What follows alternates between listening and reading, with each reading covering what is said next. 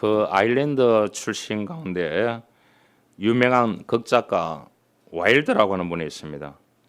이분이 썼는 글 가운데 그날 이후라는 글이 있습니다. 여기 내용을 보면은 예수님께서 이 세상에 계실 때에 은혜를 베풀어 주는 사람들이 어떻게 사는지를 기록을 해놨어요. 뭐 소설화 해가지고 그렇게 해놓는 내용들입니다. 그래서 지상에서 내려오신 예수님은 가장 먼저 술 주정꾼을 만났습니다. 그는 지상에 내려오신 그 예수님을 가장 먼저 만났던 사람이라고 그렇게 얘기했습니다. 그런데 그는 폐인이 되었고 심지어는 손발이 심히 떨리고 있는 상태였다고 합니다. 그래서 예수님이 왜 이 지경이 되었느냐고, 내가 있을 때에 다 동행하면서 고쳐주지 않았느냐고 그렇게 얘기를 했대요. 그러니까 술 주정꾼은 예수님을 가만히 보더니 그렇게 말했다고 합니다. 아, 나를 고쳐주신 분이 맞군요. 내가 저런발이었을 때는 당신이 내 다리를 건강하게 고쳐주셨고, 그런데 저런발일 때는 구걸하고 살아도 부끄럽지 않았는데 그런 대로 살 수 있었습니다. 허나 지금은 두 발로 뛰어다니면서부터는 얻어먹을 수도 없고 마음에 맞는 직장도 없고 하여서 방황하다가 이처럼 술 주정꾼이 되고 말았습니다. 충격적인 고백을 들은 예수님께서 이번에는 갈릴리로 가셨습니다. 그런데 한 불량자가 선창에서 피투성이가 되기까지 싸우고 있었습니다. 그 광경을 목격하게 됐습니다. 그래서 예수님이 대낮에 이게 무슨 짓이냐고. 그러니까 그 불량배가 대답했습니다. 아, 예수님이 아니십니까? 맞다고. 전에 앞을 못 보던 소경이 있을 때 당신께서 진흙을 발라서 나의 눈을 뜨게 해주셨습니다.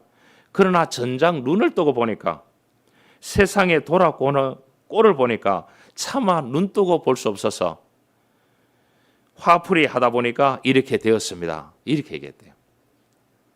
여러분, 하나의 작가가 지어내는, 성경을 토대로 지어내는 이야기지만 우리들에게 의미하는 것은 굉장히 많이 있습니다. 이 세상에는 이처럼 하나님의 은혜를 은혜로 여기지 못하고 은혜를 화로 갚는 사람들이 굉장히 많은 시대 속에서 살아가고 있습니다.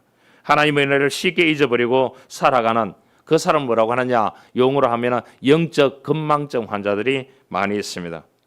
우리의 그리스도인들은 모든 일을 믿음으로 시작하면서 모든 해석을 하나님의 은혜로 해야 될 줄 믿습니다. 할렐루야. 예. 지나간 과거 너무 생각하지 말고요. 앞으로 현재에서 미래로 펼쳐질 내 삶과 하나님께서 나와 동행하시면서 나를 미래를 향해서 이끌어 가실 그 하나님의 은혜로 우리가 해석할 수 있어야 되는 것입니다. 여러분, 누군가 좋은 사람과 함께 일을 하게 되면은, 사랑하는 사람과 함께 일을 하게 되면은 늘 성과를 낼 수밖에 없는 것입니다. 네덜란드에 78세 된 한 할머니가 그래 보니까 나와 있더라고요.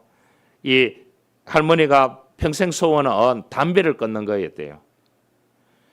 그래서 50년 동안 담배 클리닉에 갔는데 못 끊었대요. 78세가 되었습니다. 이 할머니가 그 제이슨이라고 하는 79세 할아버지를 만나게 되었어요. 그래서 이 사랑의 마음이 사기 텄대요. 그래 보니까 제이슨이라는 할아버지가 이 78세 되는 엘리나라는 이 할머니가 담배를 피우고 있어서 만날 수 없다 그렇게 얘기하니까, 왜 그러냐, 당신 담배, 나는 담배 연기가 제일 싫다, 이 할아버지 그렇게 얘기했대요. 그러니까 그날부로 담배를 끊어버리더래요. 여러분, 우리가 무슨 일을 하든지, 예? 또한 어떤 사람과 함께 동행을 하든지 우리가 행복하고 기쁘고 하나님의 은혜로 해석하는 그러한 사람들과 함께 일을 하고 같은 길을 가야 될 줄 믿습니다.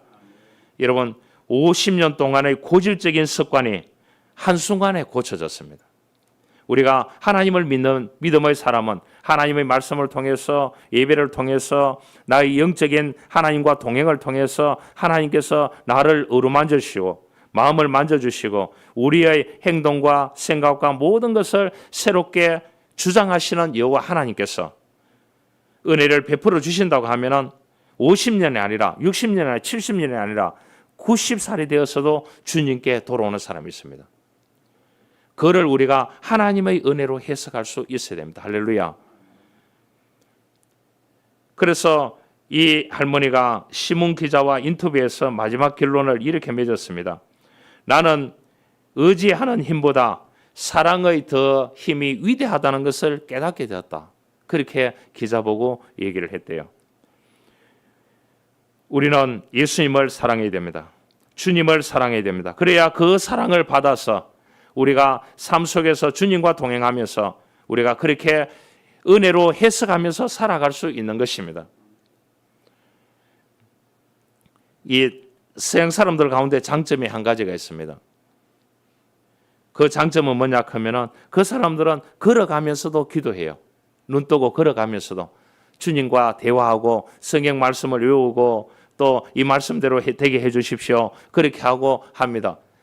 왜냐? 한국은 승리학 문화, 유교 문화, 가부장 문화 이런 문화가 왔기 때문에 지정된 장소에서 기도하고 지정된 장소에서 찬양하고 그렇게 하는 겁니다.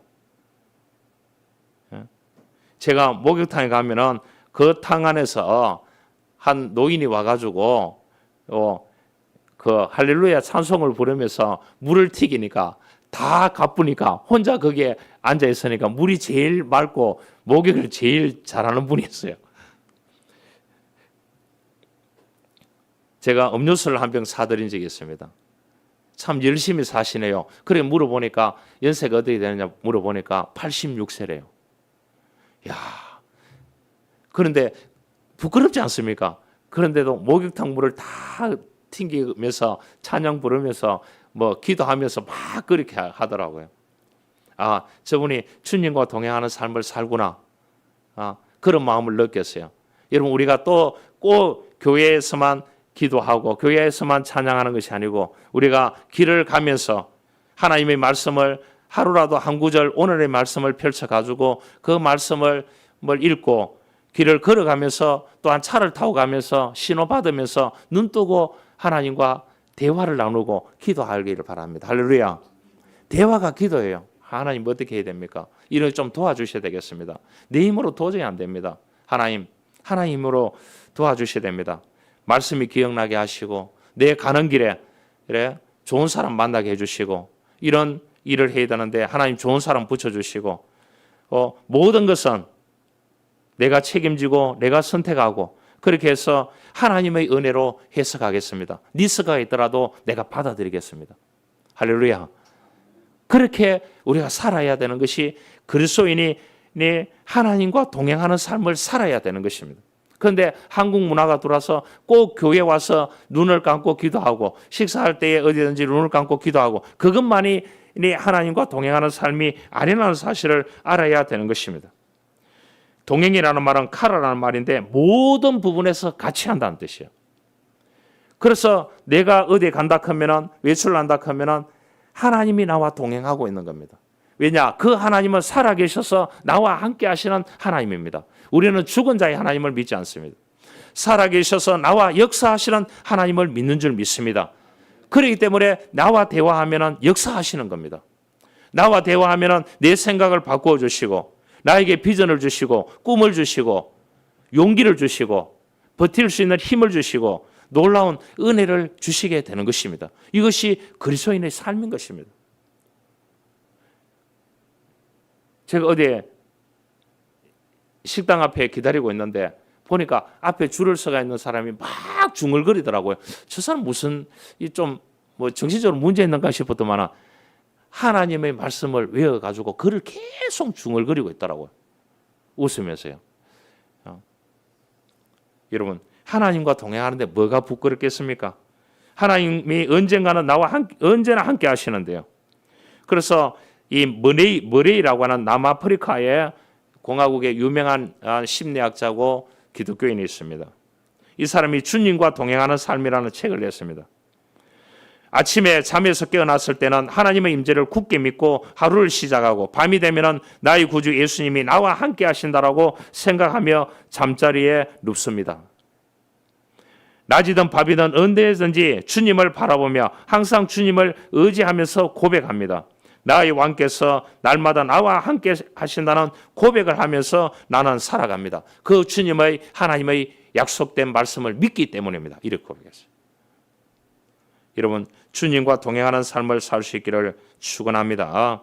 우리의 생각, 우리의 말, 우리의 행동 항상 주님을 기쁘시게 해드리는 모습이 되어져야 하는 것입니다. 창세기 5장에 보면 에녹이 65세에 무드셀라를 놓고 300년 동안 주님과 동행했다 그랬습니다. 그리고 이거 빼더라도 235년이네요. 65세부터 300년이니까 300살 살았으니까요. 그가 하나님을 기쁘시게 하며 하나님과 동행하는 삶을 살았기 때문에 그가 이 땅에 살아있는 동안 성경에 유일하게 300년 동안을 하나님과 동행하는 삶을 살았다는 사람은 이 에녹밖에 없습니다.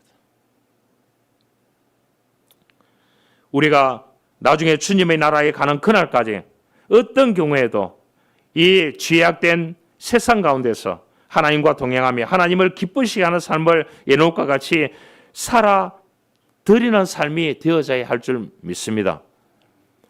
요즘 보면은 그래요. 뭐 예배 전에 장로님들하고 찬잔하면서 얘기를 나누는데 그래요. 저희 세대 때는 다 이렇게 이모도 있고 삼촌도 있고 뭐 아재들도 있고 이렇게 해가지고 거기에 찢고 뽑고 이렇게 해가지고 거기서 뭐 다 만들었거든요. 그래서 장로님 지게도 만드셨다 하더라고. 그렇게 다 하는 것을 또 누가 보느냐? 자녀들이 보는 거예요. 그래 그 세대가 뭐냐? 한국 사회를 일구었는 거예요.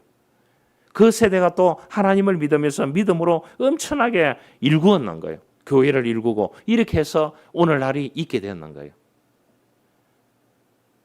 그냥 있게 되는 것이 아닌 것입니다. 그런데 지금은 모든 것이 어떻게 되느냐? 저절로 되는 게 없어요. 그때는 부모가 열심히 살았기 때문에 나도 열심히 살면은 뭔가 안 되겠느냐? 그렇게 되었어요, 실은. 그런데 요즘은 어떻게 되느냐? 다 만들어지는 거예요. 여러분 가만히 있으면은 가마떼기로 알아요. 되는 게 한 개도 없어요. 몸을 움직여야 됩니다. 할렐루야. 집에 한 시간이라도 있으면 안 돼요. 몸을 움직여야 돼요. 무슨 일을 할까 생각하고 책을 보든지 하나님 말씀을 보든지 또 나가서 움직이고 사람을 만나고 이렇게 해서 하나님께서 붙여주는 그 사람을 통해서 내가 만들어지고 또 나를 통해서 만나는 사람이 새로운 일에 만들어지는 역사가 있어야 되는 것입니다. 여러분 가만히 있으면 안 되는 것입니다. 지금 왜냐? 모든 자리를 다 차지하고 있어요. 신문에 보니까 35만 명 청년이 일자리가 없대요. 여러분 35만 명 청년들이 집에서 있대요.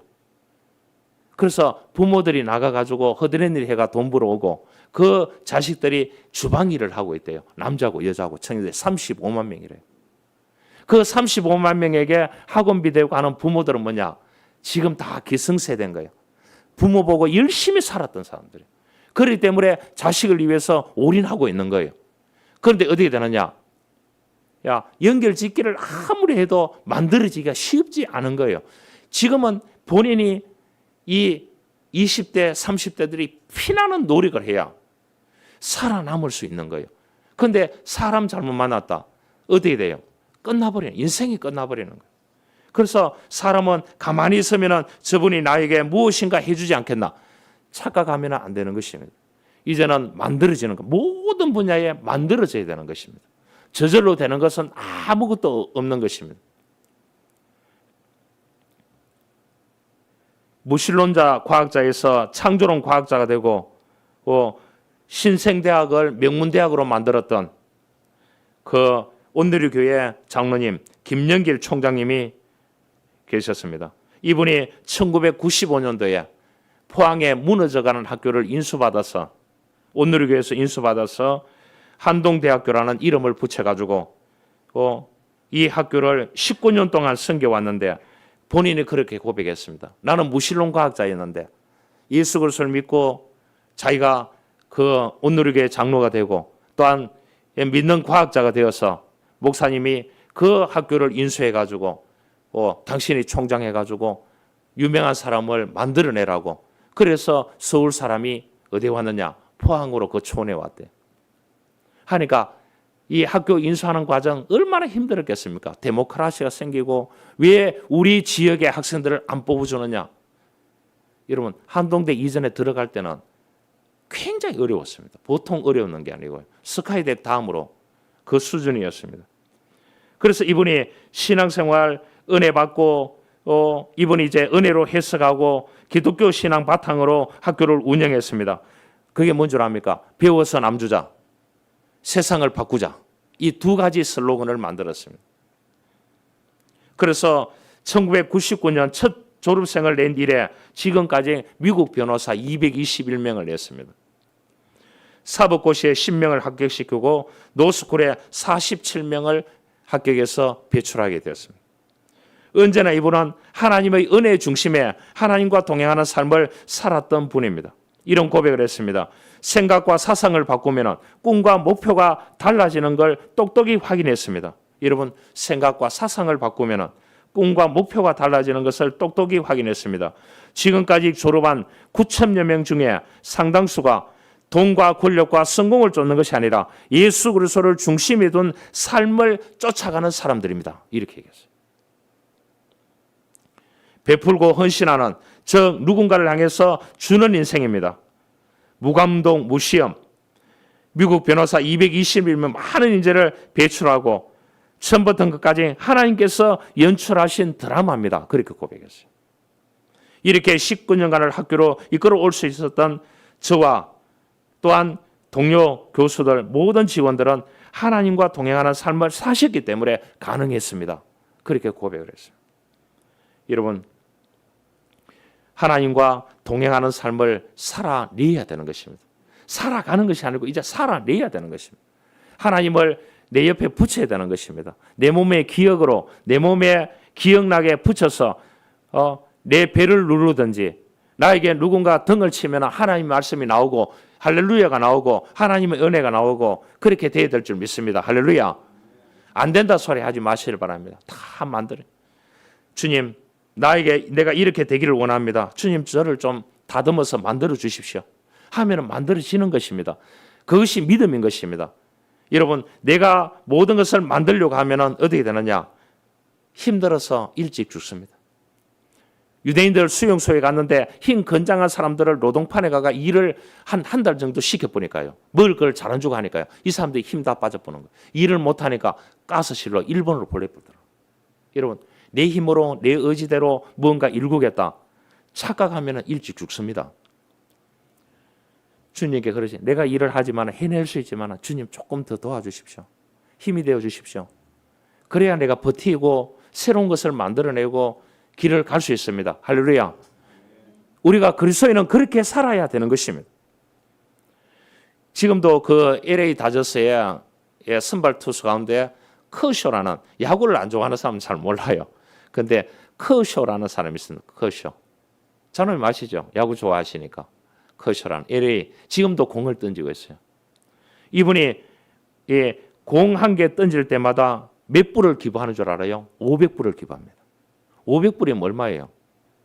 계산하면은 60만 원. 공 한 개 던질 때마다 그게 뭐 공이 나가든지 그러니까 그 관계없이 공 한 개 던질 때마다 기부합니다. 이분이 잠바비아에 보육원을 세우고 그것을 돕는 일을 합니다. 미국에서 가장 잘 던지고 사이영상도 받았던 사람들입니다. 방어율이 1점대에 또 아주 던졌던 데도 있고요. 그가 우연히 대학 다닐 때 오프라 인프루 쇼를 보게 됐대요.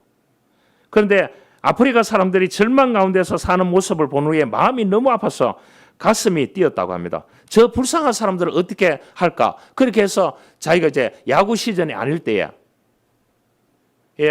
그때에 대학 다닐 때였으니까 방학 때 어디 가느냐? 아프리카에 갔대요. 그 갔는 나라가 잠바비아예요.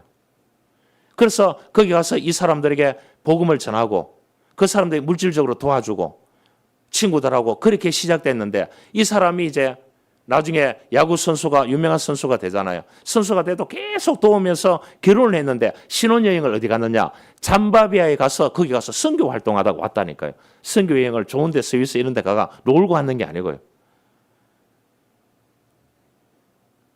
그래서 이 사람을 공 던지는 것을 한 번씩 하이라이트든지 유심히 보고 있어요. 저도. 그런데 이 사람이 변함없이 지금도 변함없이 대학 때 했던 것이 지금 뭐냐? 30대 중반 후반 정도 될 거거든요. 그렇게 하면은 하나님께서 실제로 30대 중반이 지나가면은 야구공을 잘 못 던져요, 실은. 그런데 하나님께서 힘을 주신대요. 자기가 던졌는데 놀랍게 공이 들어간대요. 위력이 있대요. 야. 그래서 이 사람은 쉴 때마다 어디 가느냐? 잠바비아에 그 어려운 아이들을 먹여 살리기 위해서 간대요. 여러분, 1년 동안 던지는 공이 몇 개겠습니까? 안 그래요? 한 개에 500불씩 해가. 그러니까 다른 동료 선수들도 모르고 돈을 준대요. 선교 활동인데 그냥 돕는 것이 아니고 선교 활동. 자기는 이 아이들에게 아프리카에 먹을 것만 주고 집만 지어주는 것이 아니고 최종 목적은 복음을 주는 거예요. 니네들도 하나님의 은혜로 살면 된다. 왜냐? 커쇼가 굉장히 많이 아팠습니다. 그래서 야구 선수를 접으려고 했을 때 하나님께서 은혜를 주셔가지고 그 병을 하나님의 은혜로 치유를 받게 됩니다. 병원에 갔는데 안 된다 그랬거든요. 그래서 야구를 그만두라 그랬거든요. 그런데 그가 예배하는 가운데 하나님의 은혜를 받고 치유를 받고 야구를 계속하게 된 사람이 이 커쇼입니다. 그러니까 얼마나 간절하겠습니까? 지금도 이 사람은 잠바비아에 가서 그 복음을 실천하고 있습니다. 하나님의 은혜의 배달부로 살아가고 있습니다. 얼마나 멋진 삶을 살아가고 있습니까? 한 가지 이야기 더 할까요? 강북의 삼성병원의 신장내과에 김양이라는 교수가 있습니다. 이 사람은 3만 번 기도응답 감사 노트를 쓰는 사람입니다. 이분이 CT에서에 나와서 간증을 했습니다. 감사가 1999년도부터 썼는데 3만 번이 넘었대요. 그래서 이 글을 쭉 쓰다 보니까 일기가 되어졌대요. 감사 일기가. 그런데 이 3만 번 기도응답 감사 노트라는 그 책을 냈는데 3만 번이잖아요. 그런데 복을 몇 가지 받았느냐? 3만 7천 가지 받았다. 그럼 어떠냐? 기도는 3만 번 했는 거 다 받았다고 봅시다. 그러면 7천 번을 하나님이 플러스 주신 거예요. 할렐루야. 우리에게도 좋은 것을 좋아서 감사하고 좋지 않는 것은 협력해서 좋아지니 더 큰 은혜라고 감사하고 사소한 것부터 감사하는 것이 감사의 시작이 한 걸음 한 걸음 한 호흡 한 호흡이 모두 감사가 되어져야 됩니다. 그래야 하나님의 은혜로 받아들일 수 있는 것입니다. 여러분 짜증나는 일이 있고 힘든 일이 있으면 하나님의 은혜로 받기 힘듭니다. 감사해야 하나님의 은혜로 받을 수 있습니다. 그래야 하나님이 새로운 힘을 주실 줄 믿습니다. 그것이 그리스도인의 삶인 것입니다. 한 소녀가 아주 엄격한 아버지 밑에서 자랐습니다. 약속을 지키지 않으면 불로령 치고 칠칠 맞다고 하고 넌 도대체 생각이 없느냐 하고 그렇게 해가 자랐습니다. 아버지의 잔소리를 들으면서 이제 고등학교까지 졸업하고 서울로 갔습니다. 야, 자취를 하니까 아무도 잔소리하는 사람이 없어요. 그런데 뭐냐? 우울증이 왔는 거예요. 촌에서 올라가 보니까 공부 잘하는 애들이 너무 많은 거예요. 그래서 공부를 아무리 해도 못 따라가는 거예요. 또 알바도 해야 되고 레슨을 받을 수도 없고 돈이 없어서. 그래서 이 아버지 생각이 드는 거예요. 늦으면 안 된다. 뭐 안 된다. 이 소리가 그리워지더라는 거예요.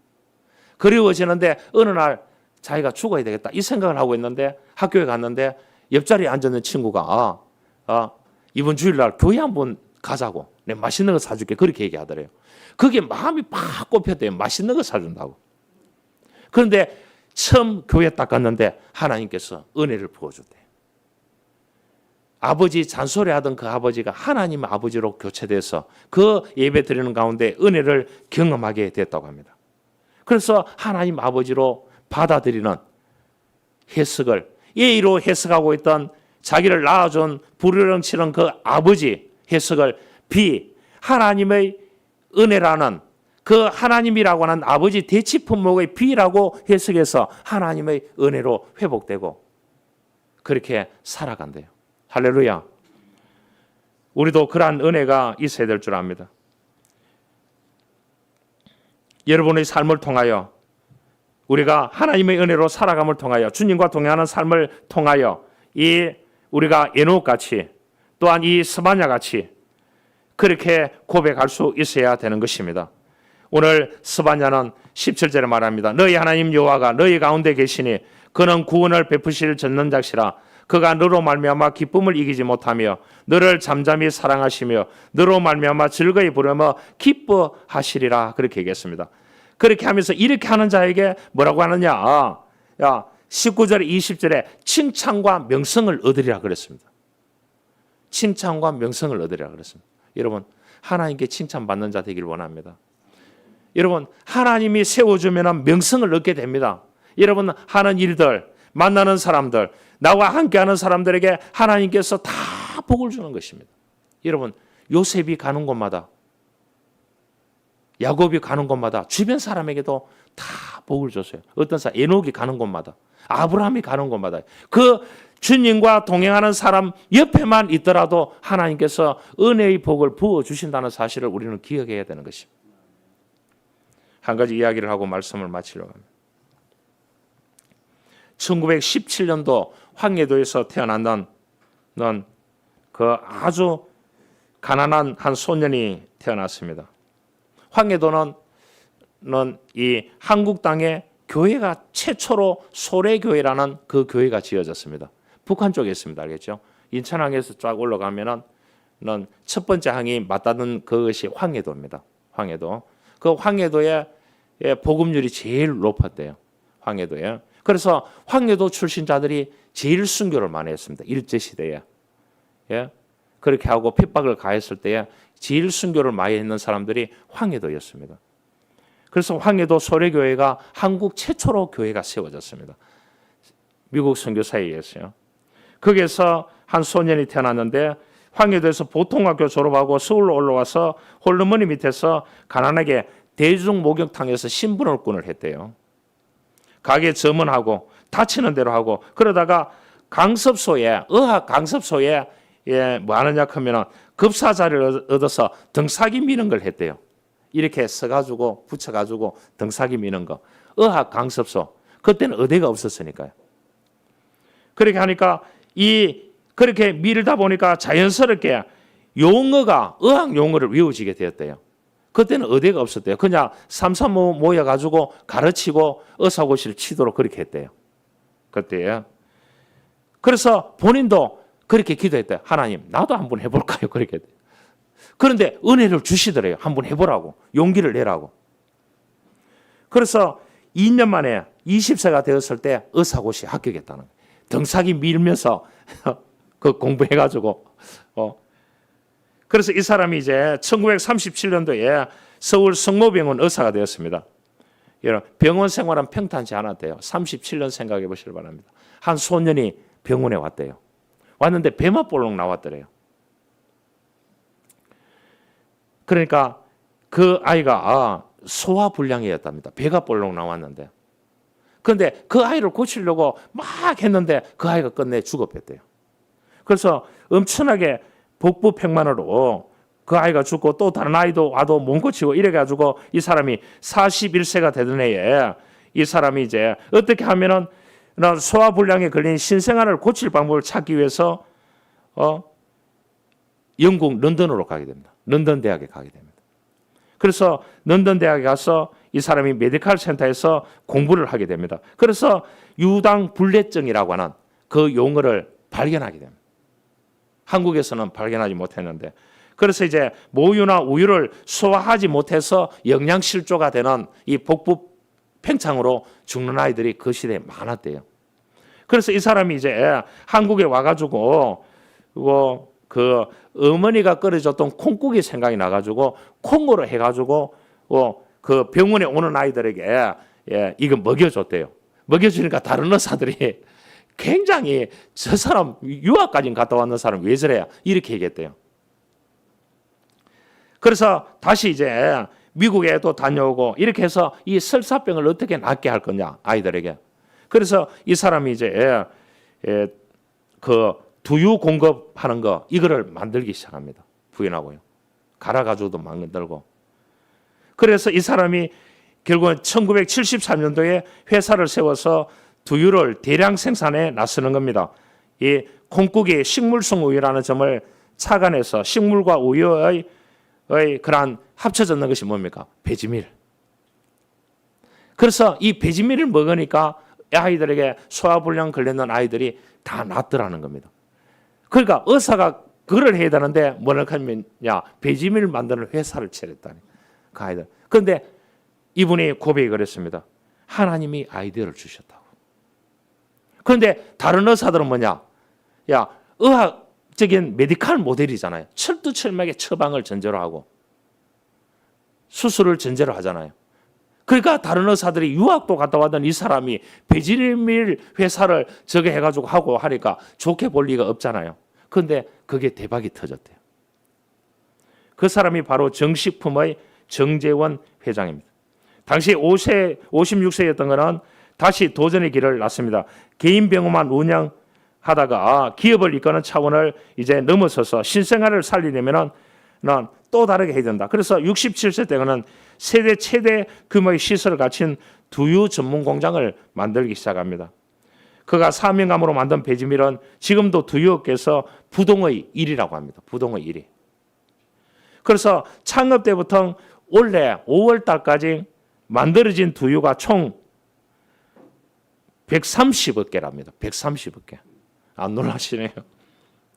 이거를 나란히 이렇게 줄을 세우면은 서울과 부산이 왕복 1630회를 오가는 거리래요. 1630회를 여러분 서울에서 부산에서 서울까지 왔다 갔다 하면은 평생 먹고 살고 주겠다 하면 하겠습니까? 못하지.